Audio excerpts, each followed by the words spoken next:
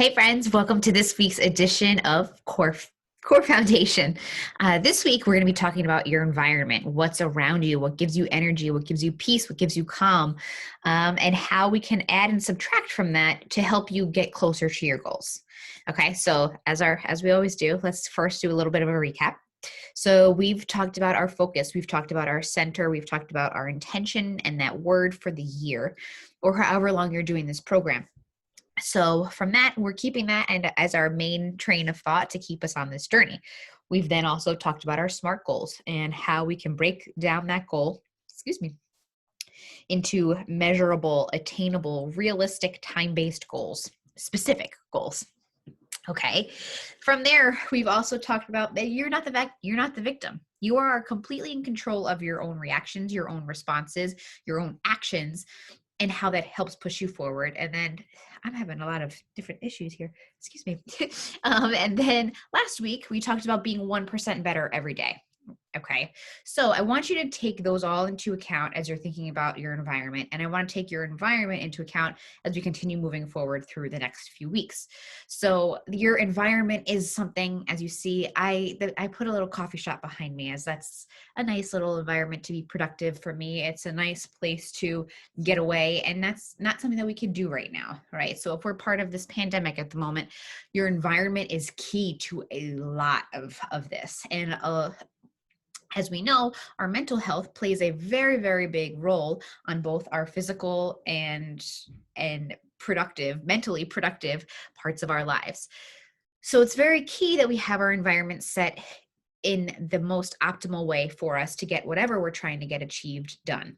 All right. So what I want you to think about, and what we have as our activities for the week, is to think about when you have a lot of energy, when there's, whether it's an intrinsic or an extrinsic sort of energy that's given to you that you're feeding off of, where is it?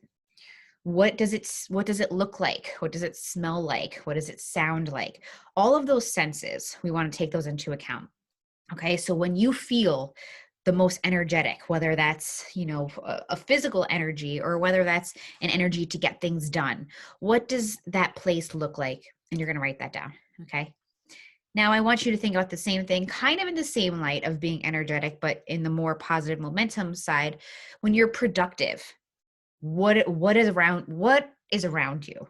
Are you sitting in a coffee shop? Do you go outside of your home and again, we'll first take this as if there's no pandemic, right? So what are the qualifications for it if it was the old world of where you would go? Is it that there's a hustle bustle around you? Or do you go to a park where it's peaceful? Is there noise? Do you have any sort of music? Is there peaceful piano playing? Is there jazz playing? Is there actually pop playing or something else in the background? Are you by yourself? Are you with people? Are you more productive when you're with people, or are you more productive when you're by yourself? Are you drinking anything in particular? Or is it something that you made? Is it something that you got out from the store? What else is there? Are you using certain equipment? Are you dressed a certain way? And now I want you to think about the same thing for your physical fitness. When you got that great workout, what was it? Was it the music that was playing? Did you have something great playing? Did you had TV on in the background? Was it that you were in a different place than you normally are? Was it that you set up, a great little scene for yourself? Was it actually just a great outfit? So you felt great in what you were wearing, what you were looking like. All of those sensory things I want you to take into account and write them all down.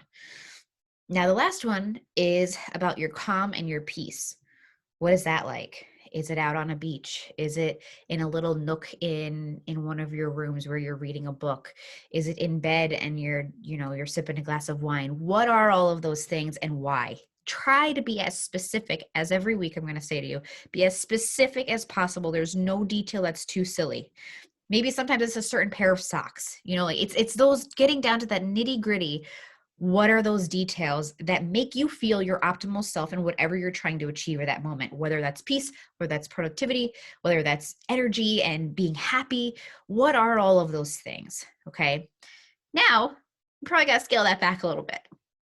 So what does that mean? And what does that mean in our lives now when we're not able to go to the beach if that's our calm, or in the wintertime if it is, or If you're not able to go to a coffee shop because there's a pandemic, how can we make those places within our own home?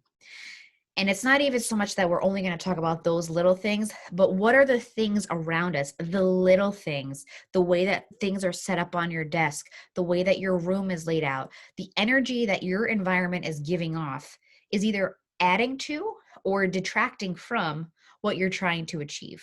So, what we're trying to do here, the same as 1% Better last week, where we talked about how we can change things little by little, we're doing the same thing this week, but specific to the environment around us.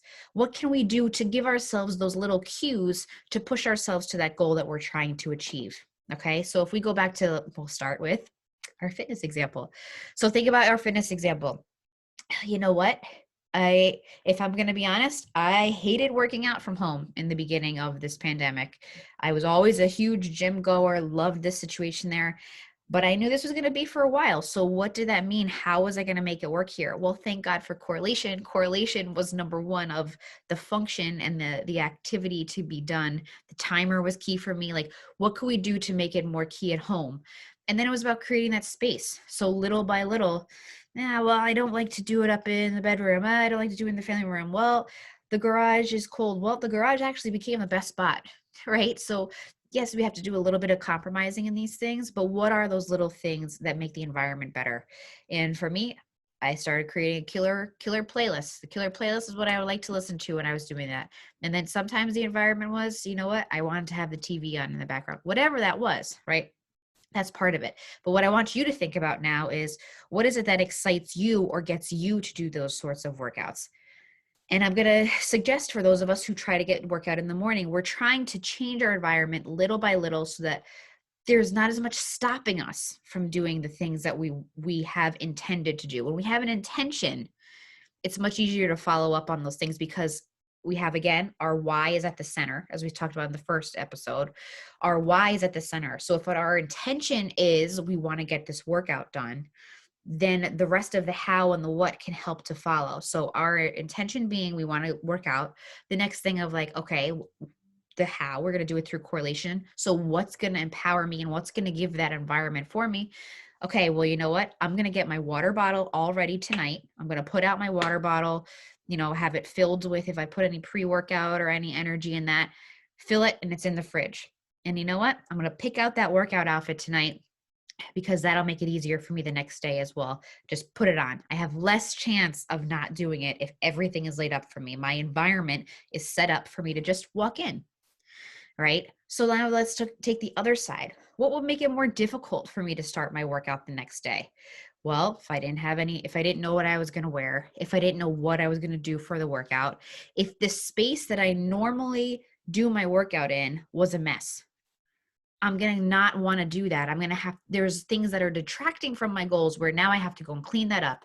Now I have to go and set up the mat. Now I have to go and do all these other things that are taking away from what my initial intention was, and they're becoming blockers and obstacles. So we want to remove as many obstacles as we have that intention in mind to make it easier for when we actually have to execute, right? So it's the same sort of thing for if you're thinking about your nutrition, you're thinking about your food. So you have the intention. We have great intentions for going ahead and having a healthy diet. And then life gets in the way, and then our feelings get in the way. So what can we do in our environment around us to help detract any sort of obstacles? Let's get rid of and remove any obstacles and add to empowering our intentions to create those optimal intentions. So let's think about that. Number one, remove the things that are causing those obstacles. So remove the junk food. Take that out. It's not even there. So it's really hard to have that bad habit if it doesn't exist in your environment. And you know what? You keep saying, I need to have more fruit. I should be having more fruit. Well, make it more visible in your environment. Put a fruit bowl on the table that constantly reminds you and puts you in that mindset of that intention that you had of having more fruit. It's there. It's a constant reminder. It's the physical sense, the seeing of it that's going to remind you of that. Maybe it's something of a smell. Like if you're saying you want to have more fruit, have a candle, some sort of apple candle, right? Something, little things like that. I want you to try to think about how you can do those things. Another thing too, from an environment perspective for your grocery shopping, I've mentioned this, I don't know if I mentioned it in one of the first two episodes, but What the time of day that you go and do that grocery shopping also is part of your environment. So it's the feelings that you have in the morning. You come off with those good intentions. You have not had the weight of the day has not set in on you yet. So you go and you go grocery shopping then, and you come back with a healthier bag. If you go grocery shopping at the end of the day after you're stressed and you're, emotional, or there's something that's else going on mentally or physically, you go there and the grocery store now becomes a place to help you cope. So instead of grabbing, if we go back to saying apples, you're grabbing an apple cake. You're grabbing whatever it is that's going to help in that moment to make you feel better versus what your original intention was. So the environment is not just about those five senses, but the environment of the timing of the day is key for you as well. So on top of saying what gives you energy, what gives you calm, what gives you peace, on your worksheet, it tells you about, it asks about time of day. So if that's with your workout, I felt really energized in the morning. I felt really good about doing that. And then on the other side, it asks you when it was a bad one and what time of day was that? Did that play into it? Maybe it didn't, but maybe it did. And I want you to become ultra, ultra aware of these things around you, of the little itty bitty things. Like for me, sometimes I'll see something like, oh, I need to do that. Oh, I need to do that. And it keeps bothering me and I don't do that one thing. And then when I don't do that one thing, later when I go to do something else, that's the one thing I can't stop thinking about. I said I was going to do that and I didn't do that. And I'm not fully present in that moment, in that environment, because of everything else that is distracting me. So we're trying to remove those distractions. All right, let's think of another example. The same thing for if you're trying to read or trying to work, you're trying to get whatever that is in your professional and personal development done. Where is that space? And I know that we're crammed for space in this sort of time, but I want you to carve out those little spaces that are sacred to you for certain intentions. So if you want to go ahead and read, you want to go ahead and learn certain things, create a place that makes you excited. Create a place that makes you feel calm. It makes you feel like you're getting a little getaway. And it could be one single chair. It could be one chair and you'll put a little table right next to it.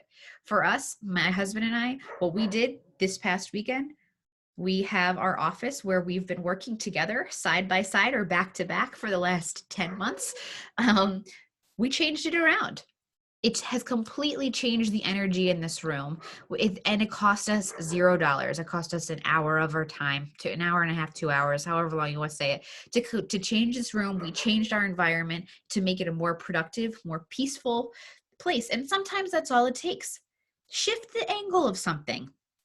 If you don't have the ability to go ahead and change all of those things, one other thing I might suggest to change in your environment is put a little bit of a plant in your environment, whether it's a real one or a fake one.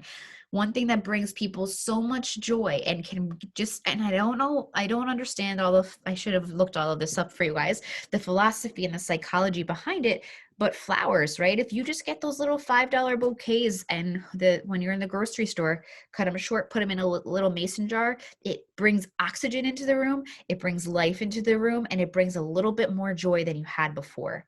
And that's the same sort of thing that happens with greenery. We feed off of that. So those little things that you can do in your environment can make a huge difference. And I'm not always saying it's about adding. Let me tell you, sometimes what makes your environment better is removing things. Those days that you go, you know what? I just got to get rid of it. And when you feel that energy, ride that wave. I know that there's times where I'm like, you know what? I should probably get rid of the XYZ. I should probably go through XYZ. And then there's other times where I'm like, I just start going. And it's like, I don't really have the time right now, but I got to ride this energy because it's going to, my momentum and my environment will be so much better coming in the next day for that. So the other ones that I wanted to just kind of touch on about detracting and the subtracting of things so that those obstacles become more difficult is around changing your environment. Little things that you can do to set yourself up, right? So we talked about having your water bottle, having your workout outfit out, all of those sorts of things. Think about, what takes away energy from you. Like if you associate the couch, I talked about this a little bit last week with your, 1% better. But if you think about the couch as like the second I'm done with work, I go and I sit there and I do nothing and I become a couch potato. I scroll through social media. I binge watch TV shows. That couch is not a place for you to be productive. It has to be a different place for you. That has to be your calming place, your nothing place to get anything done. But if that is something that is not really so much of a choice and it's a central part of your home, what else can you do when you're done watching your TV show so that you don't go ahead and watch so much more TV? So maybe it's making the next time you go there more difficult. We're trying to get away from those bad habits. So how can we make that environment not cohesive, not conducive to you going ahead and fostering those bad habits? So maybe it actually means I got to put the remote when I'm done with that TV. I'm putting the remote up high in a basket that I have to go and reach for. It's a very, very little thing, but it makes it that much more difficult the next time you come into that environment to choose the bad habit over the good habit, which might have been reading a book in that same spot. So some people have gone as drastic as when they're done with the TV, they take it, they unplug it, they put it in another room. So if you really wanted to watch that TV again, you take it back out, go ahead and put it back in the room. So any of those little sorts of things that you can do can make it so much more challenging the next time in that same environment. So again, changing that environment. And if it is the same space, what can you do to change it for each of those energies that you have? You have a different basket that you put, I'm putting all my workout things in that basket. Shift it out, put it out. I'm now going to do my reading, my personal development, my meditation, my journaling. That's another little basket. Pull it out, switch it back. Create that little space with whatever you have to make that environment perfect for you and optimal for you. Find those playlists, create those playlists with what you're trying to listen to that brings you that peace, that brings you to that place of whatever the energy is that you're searching for. Okay. So again, that's going to be little by little, as we said in last week's about being 1%. So you're not going to change all this in one day, but think about as you create those lists, what is that energy? How does that good energy come? How is that bad energy fed from? I just got a snowball thrown into the window. And what can we do about those things to become optimal for you the next time, right? How can we make that environment better for what you're trying to achieve? All right. So I think that's probably all I have for you today. I know it's probably a little bit shorter, but it's a key one. And we're going to talk about also, the other anxieties that come in the following weeks. We're going to talk about our environment and anxiety. We're going to also talk about our people in our environment and how we're the average of the 5 people that are closest to us and how that's affecting us. But think about all of your senses. We are sensory human beings are sensory beings, right? And we really feed off of that, and they play into our emotions, they play into our health, they play into our physical fitness. So write all of those out, really try to create an awareness around that and see what you can do, whether that means cleaning up your desk. At the end of the day, when you're done with work, that laptop comes closed. You take off that to-do list. You maybe start your next to-do list for the next day. So when you come in that next morning, you are ready to go and there's nothing stopping you. You don't have to take that extra 10 minutes of, what did I say I was going to do yesterday? No, it's done. You were in the mode. You got it done. You reset your mouse. You reset your keyboard. You reset everything so that it's optimal for you to come to work the next day. Same thing for your workout. You're doing the same thing. And of course, for nutrition, you're setting up your meal plans. Why do you think meal planning is so key? It's creating that environment of everything being done for you in an easier way. You're adding to the ease of creating a healthy environment focused on your intentions. So again, think about that SMART goal. What are you trying to achieve? Have that one word as your focus through this journey of what you're trying to do by being 1% better, knowing that you have complete control over your actions. You are not the victim, and your environment is helping you. It's either helping you or hurting you achieve those things. So let's go ahead this week and make sure that we are doing everything that we can to have our environment help us. If you have any questions, you know where I am. I'm proud of you. I believe in you. Let's go ahead and crush this week. See ya. Bye.